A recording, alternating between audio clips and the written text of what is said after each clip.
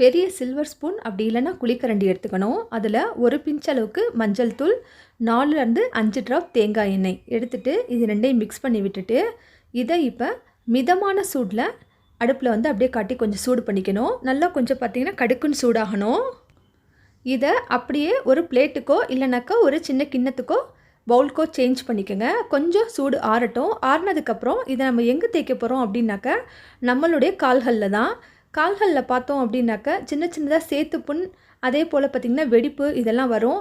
நம்ம அதிகமாக தண்ணியில் புழங்குறனாலையும் இல்லை துணி துவைக்கிறனால இல்லை ஈரமான தரை ரொம்ப சிலுசிலுன்னு இருக்க தரையில் நடக்கிறனாலையும் வேலை செய்கிறனாலையும் நமக்கு இந்த கால் இடுக்குகளில் சேத்து புண் அப்படிங்கிற ஒரு விதமான புண்ணு வரும். அந்த புண்ணு வந்து பார்த்திங்கனாக்கா ரொம்ப வலியாகவும் இருக்கும். இதிலேருந்து நமக்கு ஒரு விதமான நிவாரணம் இந்த ஆயிலையும் மஞ்சத்தூளையும் தேய்க்கிறனால நமக்கு கிடைக்கும்.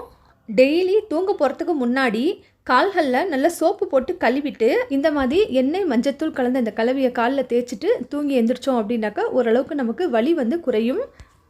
இந்த புண்ணும் பார்த்திங்கனாக்கா ஆறிக்கிட்டே வரும். இந்த டிப்பு ரொம்பவே யூஸ்ஃபுல்லாக இருக்கும். அவசியம் செய்து பாருங்கள்.